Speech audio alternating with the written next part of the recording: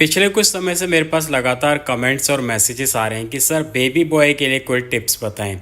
तो देखिए, सबसे पहले एक चीज़ मैं आप लोगों से कहना चाहूँगा कि बेटा और बेटी में किसी तरह का कोई भी डिफरेंस नहीं है, लेकिन ये हो सकता है कि आपके पास पहले से बेटी है तो अब एक बेटे की इच्छा है और अपने परिवार को आप पूरा करना चाहते हैं। देखिए, हर कोई सोचता है। तो अगर आप इसको पॉजिटिव वे में लेकर के चल रहे हैं तो यहाँ पे इस वीडियो के अंदर कुछ ऐसी चीज़ें मैं आप लोगों के साथ में शेयर कर रहा हूँ जिनको कि अगर आप फॉलो करते हैं तो काफ़ी हद तक इस बात के चांसेस बढ़ जाएंगे कि आपका जो होने वाला बच्चा है वो बेबी बॉय हो।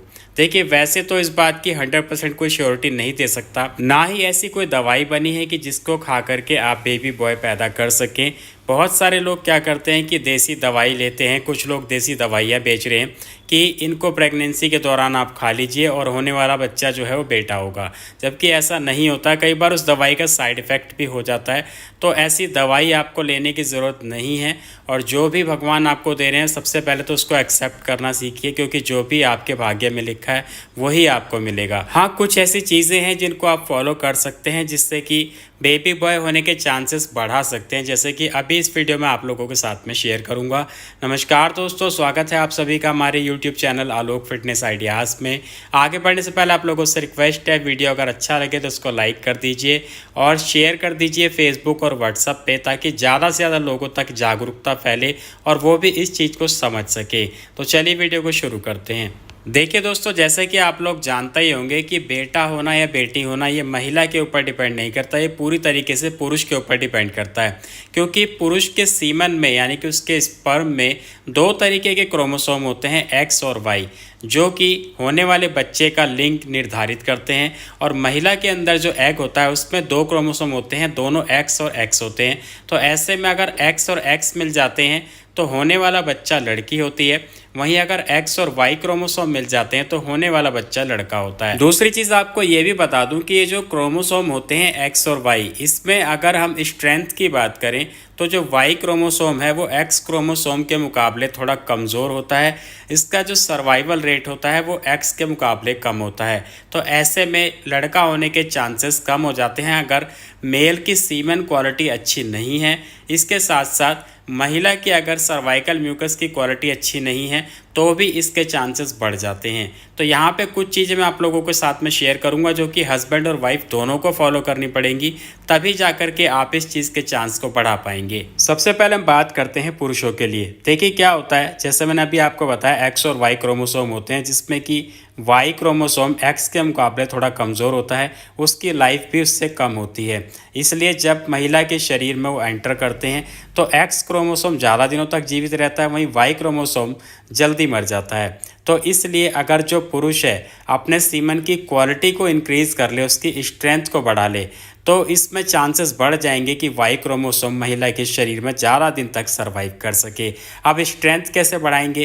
देखिए, स्ट्रेंथ बढ़ाने के लिए सबसे अच्छा नेचुरल तरीका ये रहेगा कि रोज़ाना 5 खजूर, जिसको डेट्स कहा जाता है, 5 खजूर रात को 1 गिलास दूध में बॉयल करने हैं और उसको पूरी रात ऐसे ही सोख करके रख देना है। मॉर्निंग में खाली पेट उन्हीं खजूर को खाना होता है और दूध को पीना होता है। आधे घंटे बाद ब्रेकफास्ट करें। नंबर 2 है कुकुम्बर यानी कि खीरा। रोजाना दोपहर के खाने से पहले यानी कि लंच से करीब आधे घंटे पहले एक मीडियम साइज़ का खीरा और उसके साथ में एक टमाटर मिला करके अगर सैलेड बना करके पुरुष लेते हैं तो इनसे उनके जो स्पर्म की क्वालिटी है वो बहुत अच्छी हो जाती है। इसके साथ साथ जो क्रोमोसोम है उनकी भी लाइफ बढ़ जाती है।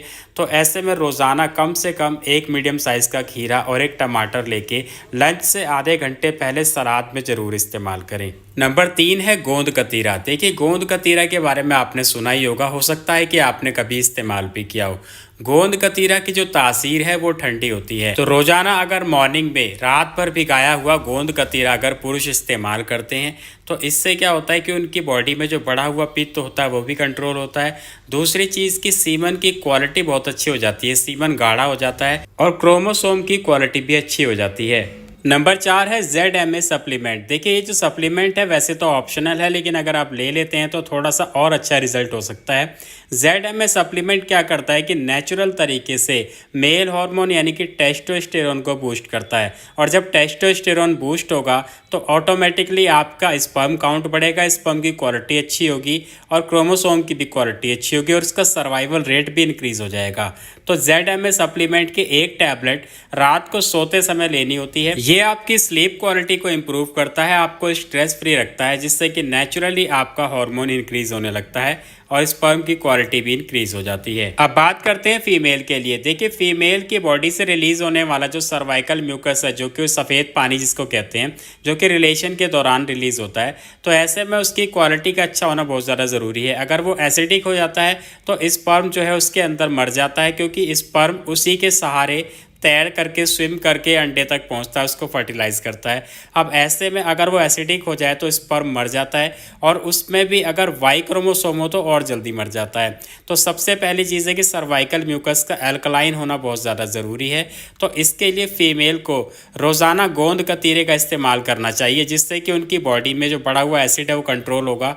जब एसिड कंट्रोल होगा तो इससे उनका जो सर्वाइकल म्यूकस है उसकी भी क्वालिटी इंप्रूव होगी, और इससे काफ़ी ज़्यादा हेल्प मिलेगी वाई क्रोमोसोम को अंडे तक पहुंचाने में, जिससे कि बेबी बॉय के पैदा होने के चांसेस इंक्रीज हो जाएंगी। नंबर 2 है कुकुम्बर वाटर। देखिए कुकुम्बर वाटर से भी आप अपने सर्वाइकल म्यूकस को एल्कलाइन बना सकते हैं। कुकुम्बर वाटर बनाने का जो तरीका है वो ये है कि 2 से 3 कुकुम्बर यानी कि 2-3 खीरे लेकर के उसके स्लाइसेस करके आप एक जग पानी में डाल करके रात भर छोड़ दें, और जग कोशिश करें कि कांच का हो। उसके बाद दिन भर में जब भी आपको पानी पीना हो आप उसी पानी का इस्तेमाल करें। ये बहुत ही अच्छा तरीका है सर्वाइकल म्यूकस को इंक्रीज करने का, उसकी क्वालिटी को अच्छा करने का। नंबर 3 है विटामिन ए रिच फूड। देखिए कुछ ऐसी चीज़ें हैं जिनको कि अगर आप अपनी डाइट में शामिल करते हैं तो ये आपकी बॉडी में विटामिन ए को बूस्ट करती है, जो कि नेचुरली आपके सर्वाइकल म्यूकस की क्वालिटी को अच्छा करता है, उसकी क्वांटिटी को भी बढ़ाता है। जैसे कि पपीता, ब्रोकली, गाजर, इस तरीके की चीज़ों को आप अपनी डाइट में शामिल कर सकते हैं। टिप नंबर 4 है हस्बैंड वाइफ दोनों के लिए। देखिए इसमें करना क्या है, आपको सबसे पहली चीज़ आपको ध्यान रखनी है कि जब भी आप रिलेशन में रहेंगे तो हमेशा आपको स्ट्रेस फ्री रहना है। ऐसा नहीं है कि आप स्ट्रेस में हैं और फिर रिलेशन बना रहे हैं, तो इससे क्या होगा कि जब आप स्ट्रेस में रहेंगे तो बॉडी में कॉर्टिसोल का लेवल बढ़ जाएगा, और इससे भी काफ़ी ज़्यादा चांसेस रहते हैं कि आपके स्पर्म की और एग की क्वालिटी ख़राब हो, और ऐसे में आपको बेबी बॉय होने के चांसेस कम हो जाते हैं। जब आप फ्रेश मूड में होते हैं, टेंशन फ्री होते हैं, तो आपके जो हार्मोन्स होते हैं वो पीक लेवल पे होते हैं। तो इस दौरान अगर आप रिलेशन बनाएंगे तो ज़्यादातर चांसेस रहते हैं कि बेबी बॉय हो जाए, और क्योंकि उस दौरान आप अपने रिलेशन को एंजॉय करते हैं। वहीं अगर आप स्ट्रेस में रहते हैं तो आपका ध्यान कहीं और रहता है, तो रिलेशनशिप को आप एंजॉय नहीं कर पाते, जिसका नेगेटिव असर देखने को मिलता है। तो इस चीज़ का खास तौर पे ध्यान रखें।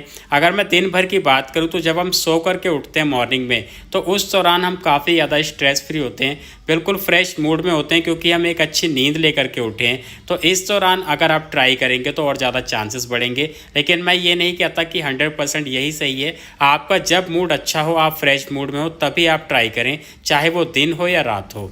इसके अलावा किसी दवाई के चक्कर में पड़ने की ज़रूरत नहीं है। अगर आप ऐसी किसी दवाई का इस्तेमाल करते हैं तो यहाँ पे काफ़ी ज़्यादा रिस्की हो जाता है होने वाले बच्चे के लिए। उसका जेंडर भी चेंज हो सकता है। कई बार ऐसा भी होता है कि ना वो लड़की रहती है ना वो लड़का होता है। तो इसलिए ऐसी गलती आपको नहीं करनी है कि लड़का होने के लिए किसी दवाई का इस्तेमाल करें। तो आज के वीडियो में इतना ही। उम्मीद है आप लोगों को वीडियो पसंद आया होगा। अगर वीडियो अच्छा लगा है तो इसको लाइक कर दें, क्योंकि आपके तो पैसे नहीं लगेंगे लेकिन मुझे मोटिवेशन मिलता है। इसके साथ साथ इसको शेयर कर दें फेसबुक और व्हाट्सएप पे, ताकि ज़्यादा से ज़्यादा लोगों तक वीडियो पहुँचे और वो भी जागरूक हो पाएँ। तो आज के वीडियो में इतना ही। अगला वीडियो कौन से टॉपिक पर देखना चाहते हैं प्लीज़ कमेंट करके ज़रूर बताएँ। इसके साथ साथ मुझे इंस्टाग्राम पर भी फॉलो कर लें। आप वहाँ पर मुझसे पर्सनली कंसल्टेशन भी कर सकते हैं। मिलता हूँ अगले वीडियो में। धन्यवाद।